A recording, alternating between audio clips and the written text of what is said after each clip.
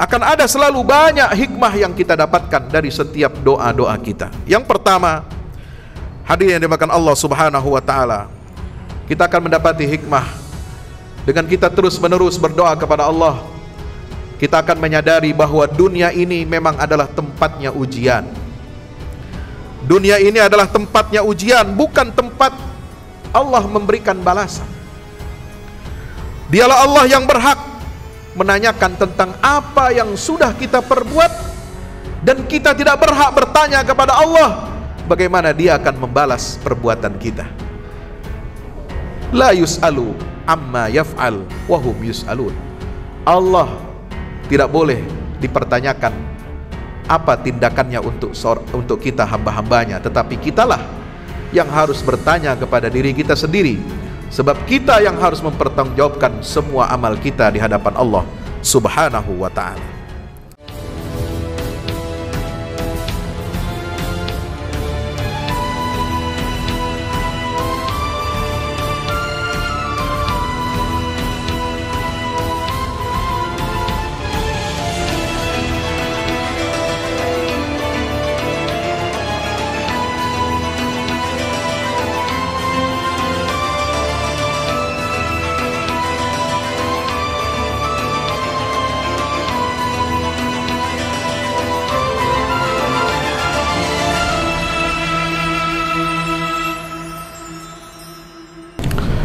Innal hamdalillah nahmaduhu wa nasta'inuhu wa nastaghfiruhu wa nastahdihi wa na'udzu billahi min shururi anfusina wa min sayyiati a'malina. Innahu may yahdihillahu fala mudilla lahu wa may yudlil fala hadiya lahu. Asyhadu an la ilaha illallah wahdahu la syarika lah wa asyhadu anna Muhammadan 'abduhu wa rasuluhu la nabiyya wa la rasula ba'dah. Allahumma salli wa sallim wa barik alaihi wa ala alihi wa ashabihi wa man tabi'ahum bi ihsanin ila yaumil qiyamah. Ibadallah, usi nafsi wa iyyakum bi taqwallah. Ittaqullaha haqqa tuqatih. Ittaqullaha haqqa tuqatih wa la tamutunna illa wa antum muslimun. Hadirin jamaah Jumat yang insyaallah mudah-mudahan kita semua senantiasa diberikan rahmat, ma'unah, riayah dan maghfirah dari Allah Subhanahu wa ta'ala. Bersyukur kita kehadirat Allah Jalla Jalaluh atas nikmat karunia, taufik dan hidayahnya. Bersyukur kepada Allah yang telah menciptakan seluruh makhluk dengan bentuk yang sempurna, dengan takaran yang tepat, serta memberikan rizkinya tanpa ada kekurangan satu apapun. Wa ma min dabbatin fil ardi illa 'ala Allahi rizquha wa ya'lamu mustaqarraha wa mustawda'aha kullun fi kitabim mubin. Tidak ada satu hewan, tidak ada satu makhluk pun yang melata, baik di bumi, di daratan, di lautan, di udara, dan di seluruh penjuru alam semesta ini, kecuali semua rezekinya sudah dijamin oleh Allah Subhanahu wa ta'ala. Dialah Allah yang mengetahui seluk-beluk kita, gerakan kita, diamnya kita, tidurnya kita, niatnya kita, semua aktivitas kita senantiasa diperhitungkan dan akan dipertanggungjawabkan di hadapan Allah Subhanahu wa ta'ala. Maka itu marilah kita bersyukur kehadirat Allah, seraya terus kita meningkatkan kualitas iman dan takwa kita kepada Allah ta'ala dengan menjalankan semua perintah-perintah Allah dan menjauhi semua larangan-larangan Allah Subhanahu wa ta'ala. Jamaah kaum muslimin yang insyaallah mudah-mudahan kita senantiasa diberikan rahmat dan ampunan Allah ta'ala. Allah Subhanahu wa ta'ala berfirman di dalam surah Al-Baqarah ayat 214, Am hasibtum an tadkhulul jannata walamma ya'lamillahu alladhina jahadu minkum. Am hasibtum an tadkhulul jannata walamma ya'tikum mathalul ladzina khalau min qablikum massathumul ba'sa'u wad-dharra'u wa zulzilu hatta yaqula ar-rasulu walladzina amanu walladzina amanu ma'ahu mata nasrullah ala inna nasrallahi qarib. Apakah kalian mengira bahwa kamu semuanya akan masuk surga sementara belum datang kepadamu ujian dan cobaan seperti orang-orang yang terdahulu atau yang mendahului sebelum kamu? Allah bertanya kepada kita, bukan pertanyaan retoris, bukan pertanyaan yang mengada-ada, bukan pertanyaan untuk menghibur kita, tetapi ini adalah pertanyaan yang serius, dan Allah sendiri yang menjawabnya. Apakah kita menyangka bahwa kita akan masuk surga secara otomatis tanpa membayar maharnya? Surga itu ada maharnya, saudara. Sebagaimana kita ingin menikah, ada maharnya. Sebagaimana kita ingin membeli sesuatu, ada akadnya. Ada jual, ada yang beli. Ada yang membeli, ada yang menjual, dan sebaliknya. Maka Allah Subhanahu wa taala mengingatkan kepada kita, innallaha ashtara minal mu'minina anfusahum wa amwalahum bi anna lahumul jannah. Sungguhnya Allah membeli dari orang-orang yang beriman, apakah itu dari hartanya maupun nyawanya, dengan imbalan kalau orang-orang beriman itu menyerahkan dan mengorbankan harta dan nyawanya di jalan Allah, maka orang-orang beriman itu akan mendapatkan imbalan surga dari Allah Subhanahu wa taala. Inilah hukum jual beli, sunnatullah. Ada akad dalam perjanjian kita dengan Allah Subhanahu wa taala agar kita mendapatkan kenikmatan surga yang disebut oleh Nabi sallallahu alaihi wasallam, mala ainun ra'at wala udhunun sami'at wala khatara ala qalbi bashar. Nikmat surga, jamaah yang dirahmati Allah, belum pernah satu mata pun memandang kenikmatan seperti yang ada di dalam surga. Tidak pernah pula satu telinga mendengarkan keindahan dan keajaiban nikmat surga itu seperti yang kita dengar, pernah kita dengar. Katanya si fulan crazy rich, memiliki kekayaan begini-begini, memiliki kendaraan yang mewah begini-begini, memiliki resort, bahkan hotel, bahkan pulau yang begini-begini. Tidak akan pernah bisa terbandingkan dengan kenikmatan surganya Allah Subhanahu wa taala. Wala khatara ala qalbi bashar, bahkan tidak pernah akan terlintas dalam benak saudara segala bentuk kenikmatan yang pernah dirasakan oleh manusia yang terkaya sekalipun di dunia ini, itu belum pernah ada kenikmatan surga bandingannya seperti yang kita idam-idamkan atau seperti yang kita bayangkan. Maka itu, ma'asyiral muslimin dirahmati Allah, kita harus senantiasa memperhatikan setiap langkah kita untuk mendapatkan keridhaan dan surga dari Allah Subhanahu wa taala. Am hasibtum an tadkhulul jannata wa lamma ya'tikum mathalul ladzina khalau min qablikum massatumul ba'sa'u wad-dharra. Apakah kalian akan mengira bahwa kalian akan masuk surga secara gratis sementara kalian belum pernah diuji keimanannya sebagaimana kaum-kaum terdahulu, di mana mereka mendapatkan ujian itu berupa kesulitan, berupa penderitaan, dan kemudian wazulzilu, mereka diguncang, keimanannya itu diguncang oleh Allah Subhanahu wa taala dengan berbagai cobaan. Sebab Allah akan melihat apakah iman kita ini benar, jujur. Banyak di antara kita ketika mendapatkan nikmat, mendapatkan kesenangan, mendapatkan kemudahan, kelancaran dalam hidup kita, kita lulus dalam ujian keimanan. Tapi ketika kita mendapatkan cobaan, mendapatkan penyakit, mendapatkan musibah, mendapatkan bencana, termasuk perang, konflik, apakah itu konflik antar sesama, apakah itu konflik peradaban di atas muka bumi ini, ketika itu Allah akan melihat dan menilai serta menguji keimanan kita. Hadirin rahmati Allah Subhanahu wa taala, sampai Rasul dan orang-orang yang beriman itu mengatakan, "Mata nasrullah?" Kapan didatangnya pertolongan dari Allah taala itu?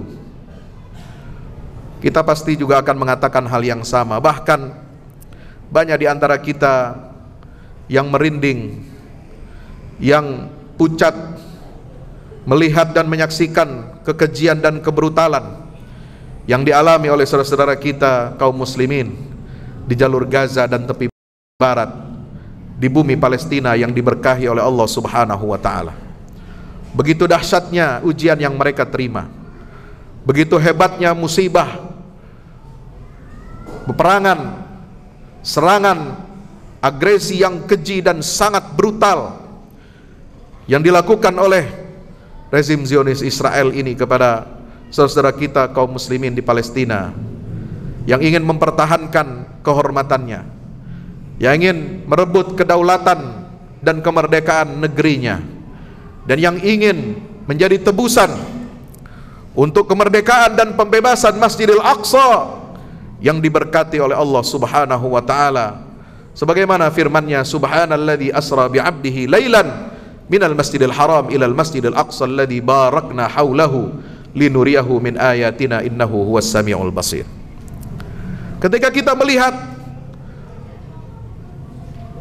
ribuan mayat bergelimpangan, ratusan ribu rumah yang hancur, puluhan rumah sakit yang porak-poranda dan tidak bisa lagi beroperasi, belum lagi ribuan anak-anak dan kaum perempuan yang menjadi korban serangan agresi Israel, agresi militer mereka yang dilakukan sudah lebih dari 60 hari ini. Jamaah yang dirahmati Allah Subhanahu wa taala, tidak sedikit di antara kita lalu kemudian menyatakan di dalam hatinya, adakah pertolongan Allah di Gaza?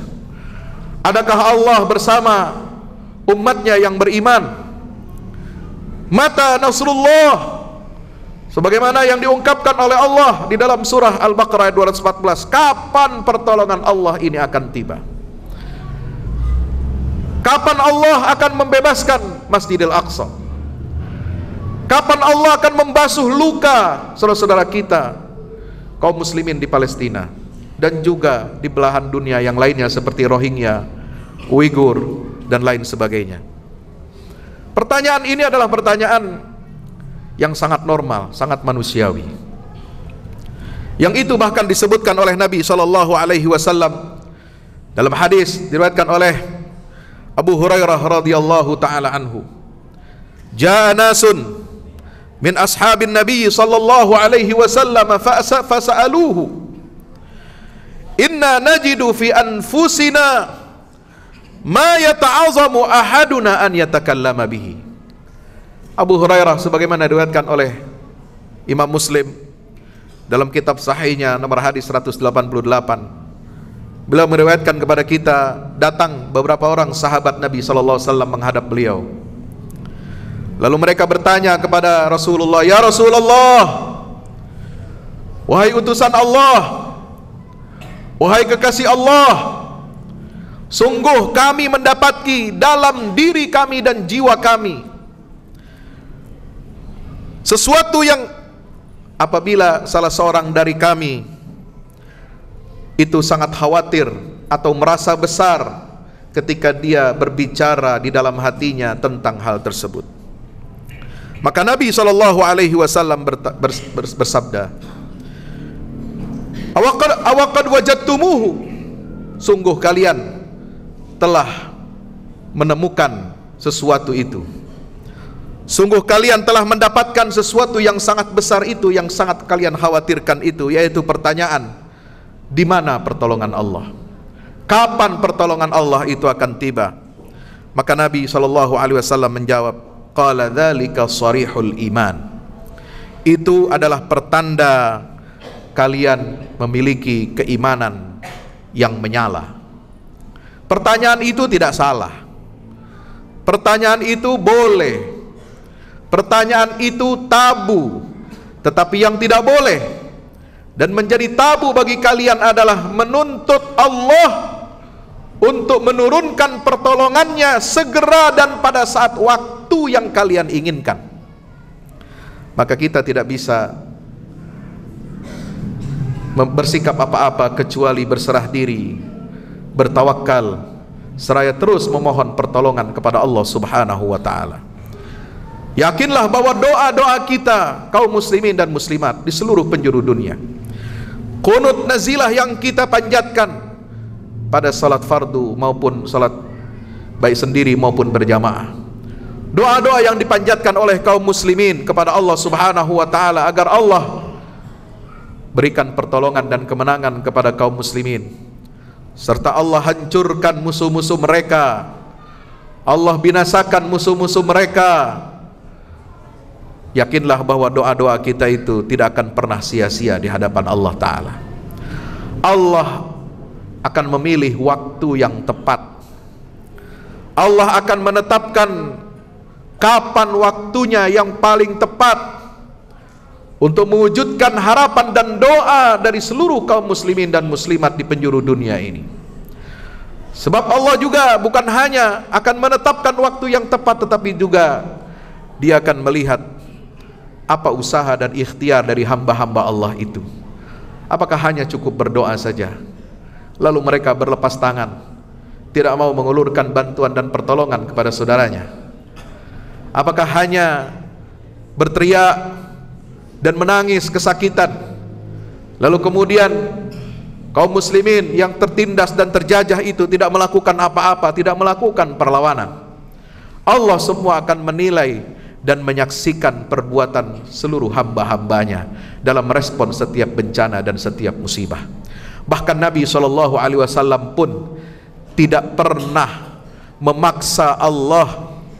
Benar, Rasulullah itu berdoa di setiap peperangan yang beliau hadapi. Beliau berdoa kepada Allah, memohon kepada Allah dengan sangat terus menerus, dan dengan penuh kehinaan di hadapan Allah beliau senantiasa memanjatkan doanya. Bahkan di perang Badar beliau mengangkat kedua tangannya tinggi-tinggi sampai selendang yang ada di pundak beliau jatuh ke tanah, seraya mengatakan, "Ya Rabb, kalau engkau tidak tolong pasukan muslim pada hari ini, maka engkau tidak akan lagi disembah di atas muka bumi ini selama-lamanya."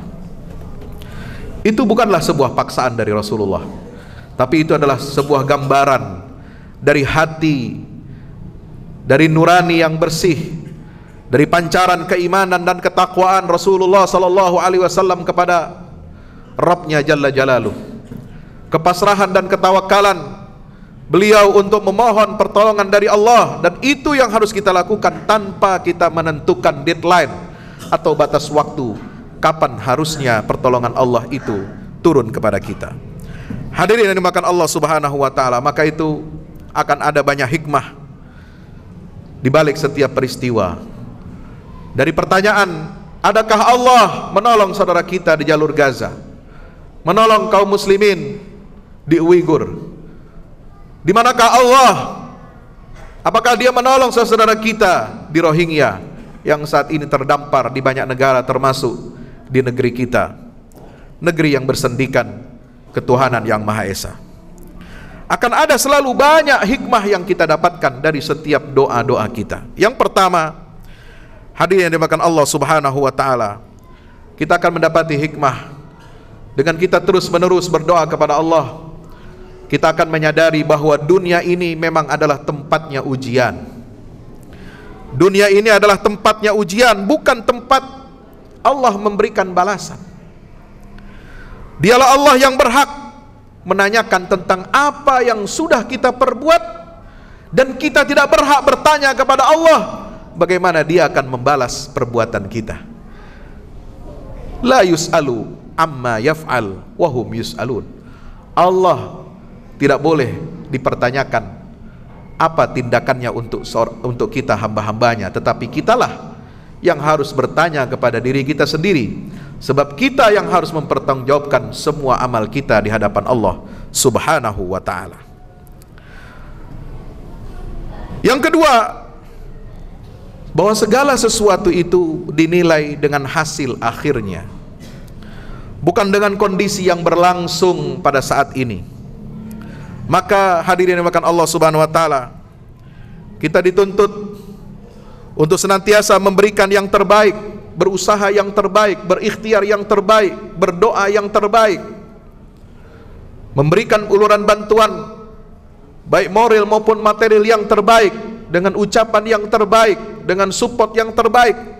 Itu yang harus kita lakukan pada masa-masa sulit seperti sekarang ini.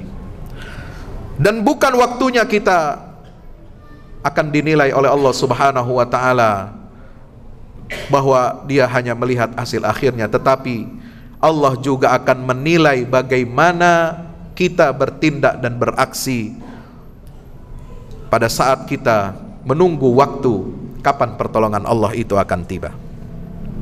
Hadirin yang dimuliakan Allah Subhanahu wa taala, maka apa yang terjadi setelah Allah memberikan segala macam ujian dan cobaan itu? Allah Subhanahu wa taala pasti akan memberikan hasil yang terbaik kepada kita. Ketika Bani Israel dibunuhi, ketika Nabi Musa selamat ketika dia masih bayi, dihanyutkan ke sungai Nil, dan dia diselamatkan oleh Allah Subhanahu wa taala, lalu dibesarkan di dalam istana Fir'aun. Kemudian dia menjadi pembebas Bani Israel dari penindasan Fir'aun beserta bala tentaranya.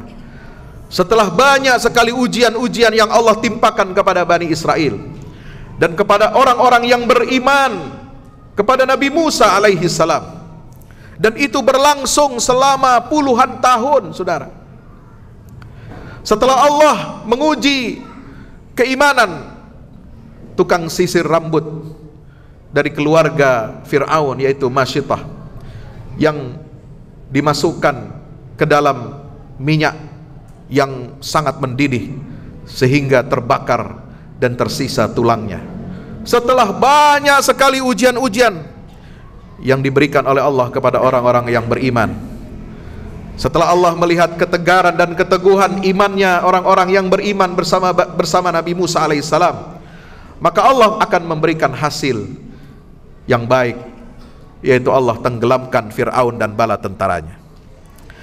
Yang ketiga, Allah Subhanahu wa taala hendak memberikan kabar gembira kepada kita bahwa dia akan mengulur waktu, dia akan memberikan tempo dan tenggat bagi orang-orang yang zalim, agar mereka kembali kepada kesadarannya, agar mereka mau bertaubat kepada Allah, sampai kemudian ketika mereka tidak mau menyadari kekeliruan dan kesalahannya, maka kemudian Allah akan menyiksa orang-orang yang zalim itu. Setelah lewat masa tempo dan tenggatnya, mereka akan disiksa oleh Allah dengan siksaan yang sangat keras.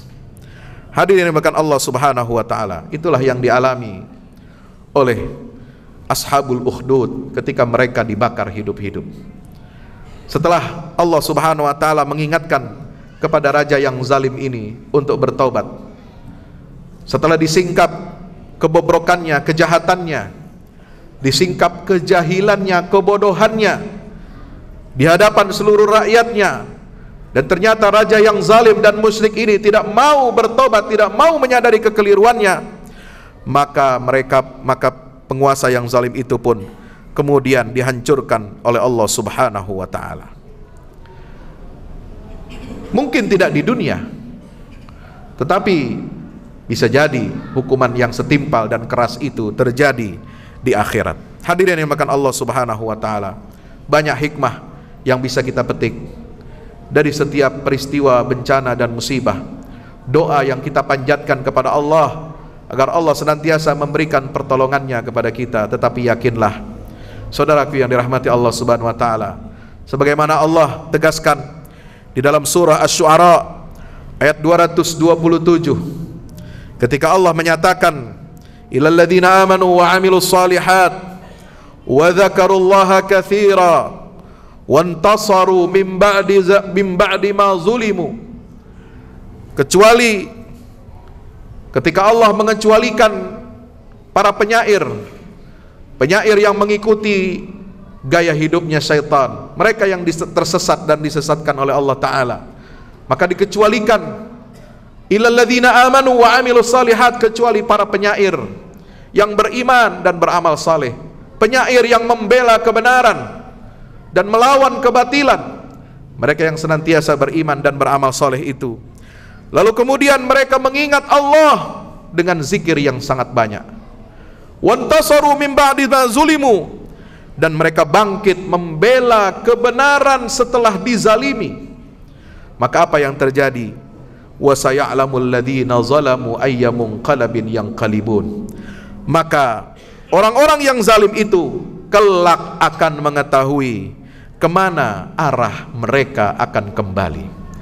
Mudah-mudahan Allah Subhanahu wa Ta'ala senantiasa kuatkan keimanan kita, teguhkan kesabaran dan tekad saudara-saudara kita yang tertimpa musibah, yang teraniaya, terzalimi dan tertindas di bumi Palestina, di bumi Uighur, di Rohingya, dan di negara-negara lainnya. Mudah-mudahan dengan itu kita akan menunjukkan solidaritas kita kepada saudara-saudara kita kaum muslimin. Dengan itu kita berikhtiar lebih baik.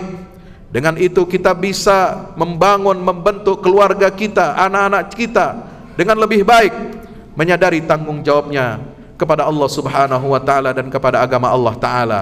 Dan dengan itu insya Allah pertolongan dan kemenangan dari Allah akan turun kepada kita semua. Barakallahu li wa lakum fil Qur'anil azim, wa nafa'ani wa iyyakum bima fihi minal ayati wa dzikril hakim. Aqulu qawli hadza fastaghfiru innahu huwal ghafurur rahim.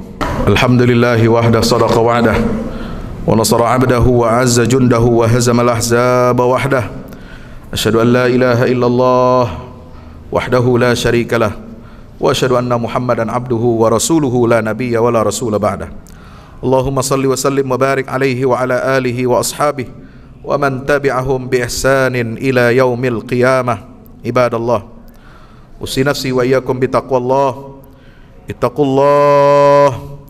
Ittaqullah haqqa tuqatih wa la tamutunna illa wa antum muslimun. Hadirin ma'asyiral muslimin dirahmati Allah Ta'ala, maka di penghujung khutbah singkat ini, kesimpulan dari khutbah ini adalah betapa semakin sakitnya, semakin kerasnya ujian yang ditimpakan oleh Allah kepada kita. Semakin keras dan semakin kuat musuh-musuh Allah menyerang, melakukan agresi kepada kaum muslimin. Maka itu menandakan sebuah kebaikan untuk kita. Kenapa? Saudara ingat bagaimana proses istri kita, ibu kita ketika hendak melahirkan. Seorang wanita yang akan melahirkan anaknya pasti disertai dengan keluarnya tenaga, keluarnya darah, rasa sakit yang sangat besar yang pernah dialami oleh setiap perempuan yang normal, yang memiliki anak. Yang itu tidak pernah akan bisa dibayangkan oleh seorang laki-laki, apakah dia sebagai suami maupun sebagai anak. Proses itu hanya untuk melahirkan seorang anak bayi, pasti mengalami kontraksi, pasti mengalami rasa sakit yang luar biasa. Lalu bagaimana kalau saudara bandingkan, saudara analogikan dengan sebuah proses yang Allah siapkan untuk melahirkan kembali umat ini? Bukan satu anak, tapi Allah akan melahirkan kebangkitan umat Islam di seluruh dunia. Saudara pasti akan merasakan betapa sakitnya tubuh umat ini, digempur, diserang dari berbagai arah, akan difitnah, akan terus diuji oleh Allah Subhanahu wa Ta'ala dari arah musuh-musuh kita, baik barat maupun timur. Itulah gambaran kenapa umat Islam ini di akhir zaman ini mengalami rasa sakit yang luar biasa. Itu saudara bisa analogikan dengan bagaimana proses persalinan seorang wanita, seorang perempuan yang akan melahirkan seorang putra atau seorang bayi. Bagaimana rasa sakit umat ini kalau Allah akan uji kita. Allah akan berikan karunia kenikmatan kepada umat Islam ini untuk membangkitkan dan melahirkan umat yang baru, umat yang bertakwa kepada Allah, umat yang akan diberikan kemenangan oleh Allah. Pasti Allah akan persiapkan proses persalinan yang jauh lebih sakit dan jauh lebih keras daripada proses persalinan seorang perempuan. Mudah-mudahan kita dapat mengerti hikmah yang diberikan oleh Allah Subhanahu wa taala sebagai ujian keimanan kepada kita, dan kita akan merasakan ala inna nasrallahi qarib, sungguh pertolongan Allah itu pasti dekat. Idza jaa nasrullahi wal fath wa ra'aitan nasa yadkhuluna fi dinillahi afwaja fasabbih bihamdi rabbika wastaghfir innahu kana tawwaba.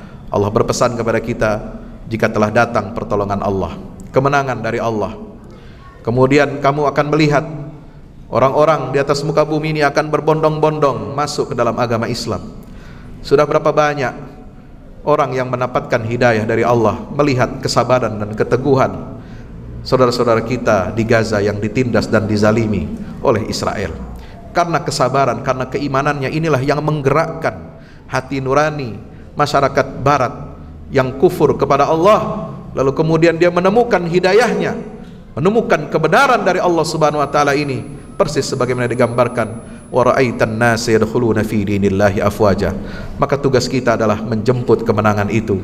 Seraya terus bertasbih, fasabbih bihamdi rabbika, bertasbih kepada Allah, subhanallah walhamdulillah wala ilaha illallah wallahu akbar wastaghfirhu, dan jangan lupa terus kita memohon ampunan dari Allah Subhanahu wa taala. Mari kita berdoa kepada Allah. Allahumma salli ala Muhammad wa ala ali Muhammad kama sallaita ala Ibrahim wa ala ali Ibrahim fil alamin innaka Hamidum Majid. Wardallahum an sadatina arba'atil khulafa'ir rasyidin Abi Bakr wa Umar wa Uthman wa Ali wa sairus sahabati wat tabi'in wa man tabi'ahum bi ihsanin ila yaumiddin wa alaina ma'hum bi rahmatika ya arhamar rahimin. Allahumma ighfir lil muslimin wal muslimat wal mu'minina wal mu'minat al ahya'i minhum wal amwat innaka sami'un qaribun mujibud da'awat. Allahumma izzal islam wal muslimin, Allahumma ansur ikhwanina al mujahidin fi Filastin wa fi kulli makanin min biqa'il ardi ya rabbal alamin.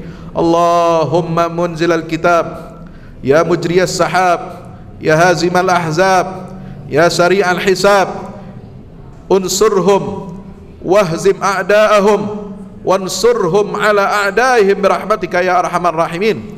Allahumma farriq a'da'aka a'da'ad-din, Allahumma farriq jam'ahum wa shaddid shamlahum, Allahumma ahsihim adada wa la tubqi minhum ahada wa la tadhar 'ala al-ardi minal kafirin dayyara innaka in tadharhum yudhillu 'ibadak wa la yalidu illa fajiran kafara. Rabbana atina fid dunya hasanah wa fil akhirati hasanatan wa qina 'adzaban nar. Wa sallallahu ala 'abdika wa rasulika Muhammadin wa ala alihi wa sahbihi wa sallam. Walhamdulillahi rabbil alamin wa aqimis shalah.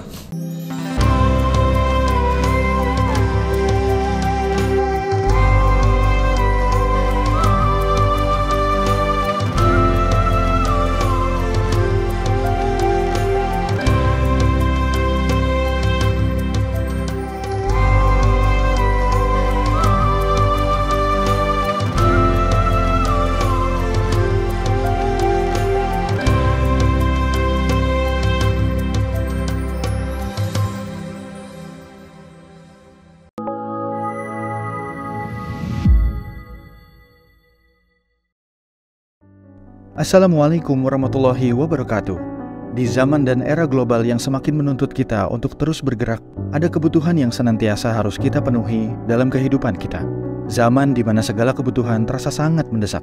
Salah satunya adalah kebutuhan sarana dakwah Al-Quran sebagai pusat peradaban.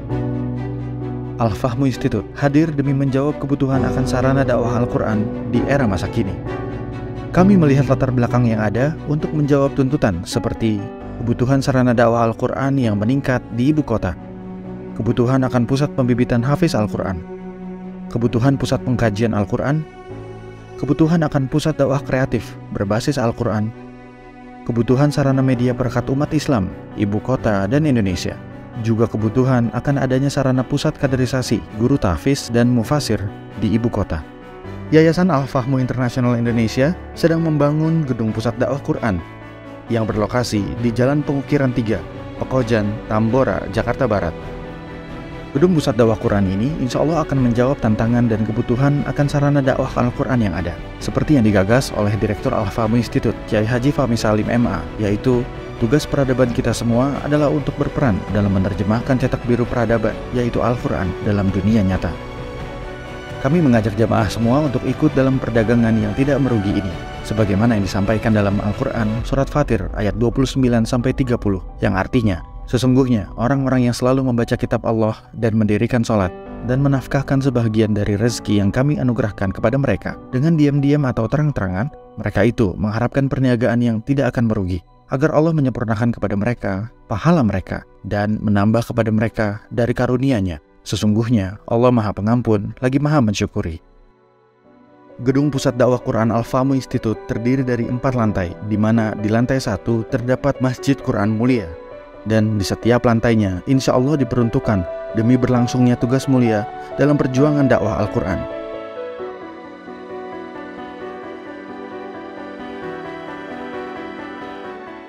Berikut adalah rencana anggaran biaya yang dibutuhkan dalam pembangunan Gedung Pusat Dakwah Quran.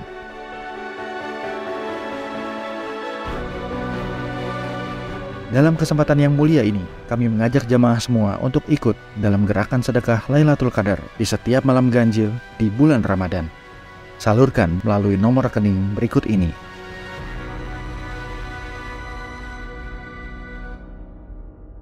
Al-Fahmu Institute, bahagiakan Indonesia dengan dakwah Quran.